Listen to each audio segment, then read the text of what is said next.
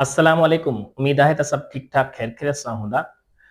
प्यारा ॿारो, अॼु असां यानी कि लेक्चर जे हवाले सां जेको स्टार्ट कंदासीं पीएमडीसी यानी पीएमसी या एमडीके जे बेसिस ते जेको सिलेबस आहे उनखे अॼु खां स्टार्ट था कयूं। इंशाल्लाह मुंहिंजी पूरी कोशिशि हूंदी ऐं इंशाल्लाह तव्हांजो साथ हूंदो त इन्हनि 2 मंथ्स में पंहिंजो सिलेबस कंप्लीट कंदासीं।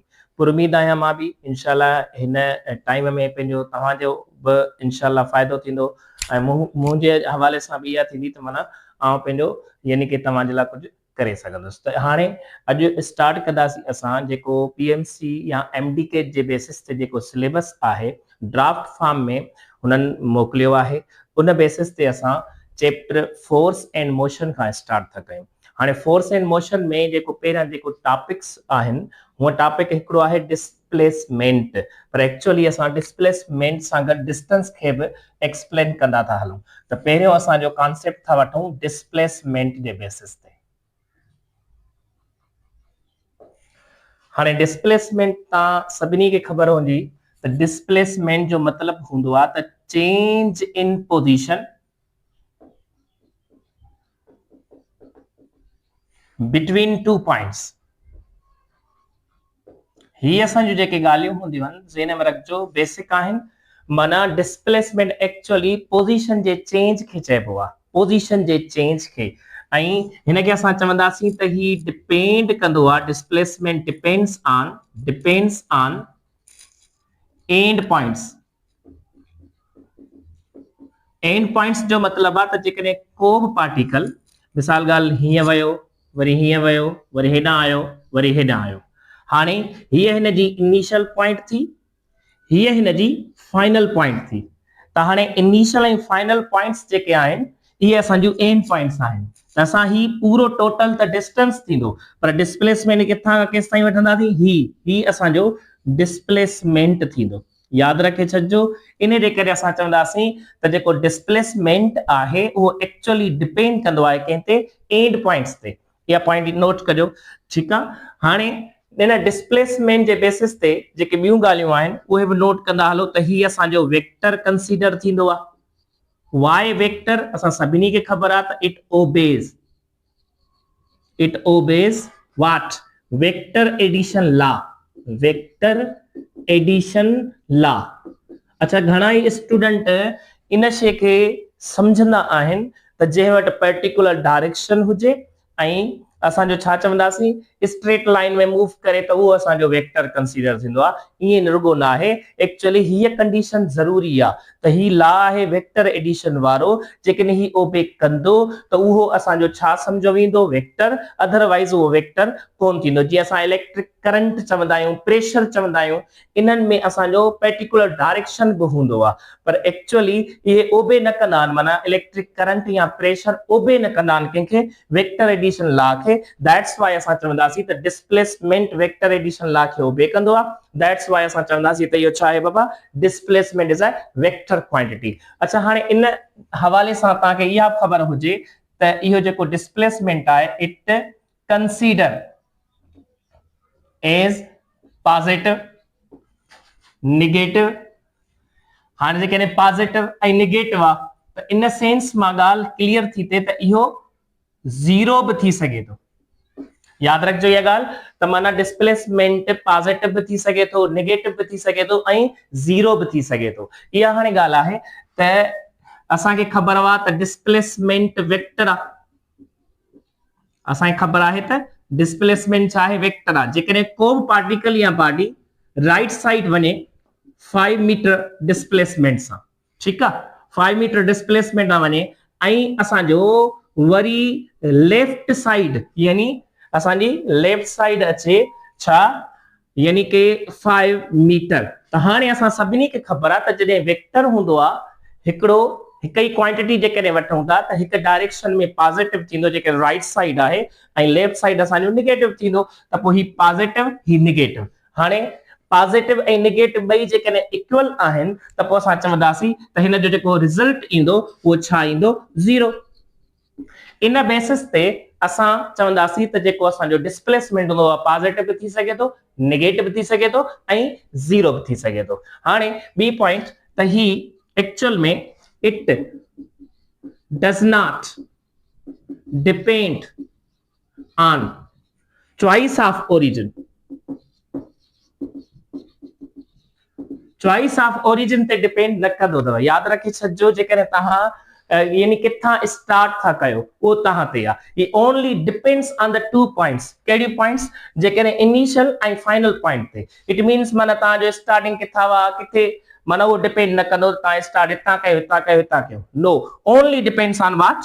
इनिशियल एंड फाइनल पॉइंट्स ते, यानी कि एंड पॉइंट्स ते। ही चॉइस ऑफ ओरिजिन ते डिपेंड न कंदो तव्हां किथां स्टार्ट कई आहे किथां ओरिजिन यानी कि वरतो आहे। त इन बेसिस ते असां चवंदासीं त displacement does not depend on what?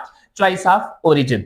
अच्छा, ॿी ॻाल्हि यादि रखे छॾिजो त इन जो जेको यूनिट हूंदो एसआई सिस्टम में उहो छा हूंदो आहे? मीटर।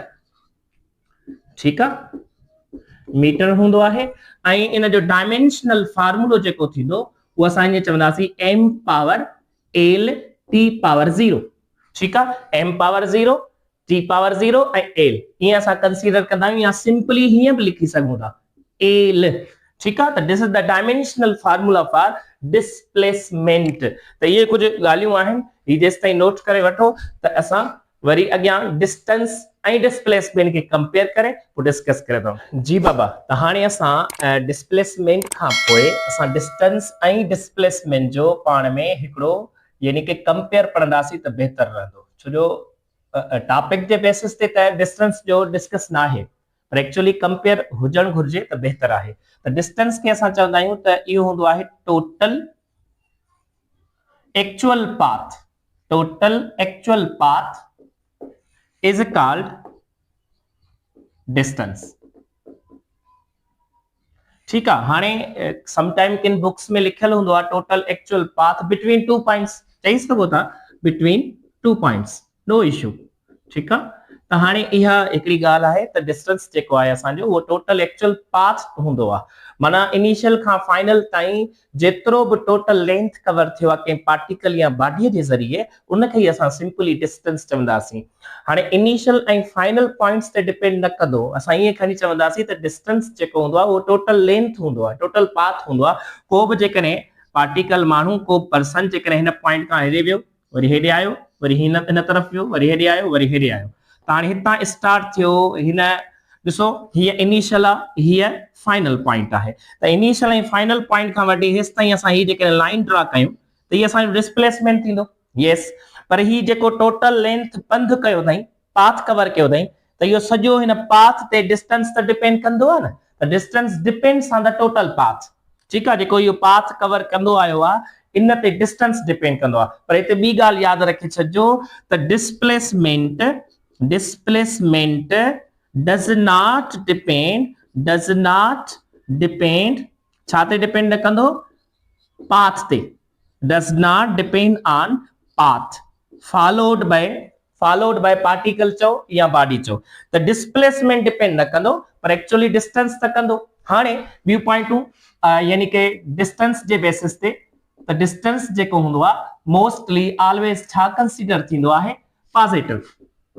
माना उनखे असां यानी कि ईअं वठंदासीं पॉजिटिव वठंदासीं, छो जो उहो पर्टिकुलर डायरेक्शन ऐं वेक्टर एडिशन लॉ खे ओबे न कंदो आहे। That's why it is scalar only, not a vector quantity. So distance खे असां सिंपली इहो चवंदा आहियूं। ठीकु आहे, ऐं ही स्केलर हूंदो आहे, यादि रखे छॾिजो ही स्केलर हूंदो आहे। हिन जो बि यूनिट मीटर थींदो ऐं हिन जो बि डायमेंशनल फार्मूलो जेको थींदो वो m power l t power 0। ठीकु आहे, त इहो असांजो डायमेंशनल फार्मूलो बि हूंदो आहे। इहे ॻाल्हियूं अथव। ठीकु आहे, त इहो डिस्टेंस ऐं डिस्प्लेसमेंट जे बेसिस ते कंपेयर हुजे। हाणे ॿी जेके कम जूं ॻाल्हियूं आहिनि उहे नोट कजो। जेकॾहिं को बि ऑब्जेक्ट स्ट्रेट लाइन में या स्ट्रेट पाथ में मूव थो करे उन वक़्तु डिस्टेंस ऐं डिस्प्लेसमेंट कीअं पाण में कंपेयर थींदा। त यादि रखे छॾिजो जेकॾहिं स्ट्रेट लाइन आहे त उन वक़्तु एस फॉर डिस्प्लेसमेंट एरो ऐं एस जंहिंजे मथां एरो न आहे इहो डिस्टेंस आहे। त इहे ॿई पाण में बराबरि हूंदव। यादि रखे छॾिजो जेकॾहिं को ऑब्जेक्ट कंसीडर था कयो त मूव थो करे स्ट्रेट लाइन में त पोइ उन वक़्तु असां इहो चवंदासीं त हिते डिस्टेंस बराबर हूंदो डिस्प्लेसमेंट जे। याद रखजो ये गाल, जेकॾहिं इफ, हाणे बी कंडीशन याद रखजो त if motion is not straight line, ठीक है, मोशन इज नॉट स्ट्रेट, जेकॾहिं को ऑब्जेक्ट पाथ स्ट्रेट लाइन में मूव नथो करे, लीनियर नथो मूव करे, त असां चवंदासीं इते जेको डिस्टेंस आ वो छा थींदो, ग्रेटर, छा थींदो, distance is greater than displacement. या पॉइंट नोट कजो त एक्चुअल में असांजो डिस्टेंस बराबर तॾहिं थींदो जॾहिं स्ट्रेट हूंदो, पर स्ट्रेट ना है त पोइ डिस्टेंस ग्रेटर थींदो कंहिंखां, डिस्प्लेसमेंट खां। इन जे करे हिन खे यानी कि डिस्टेंस ऐं डिस्प्लेसमेंट जे कंपेयर में हीअं लिखंदा अथव, जेकॾहिं ही डिस्टेंस आहे त इन खे हीअं लिखंदा आहिनि, माना डिस्टेंस या त बराबर हूंदो कंहिंजे डिस्प्लेसमेंट जे या उन खां वधीक हूंदो, ठीक आहे। त इन जे करे हीअ कंडीशन याद हुजण घुर्जे।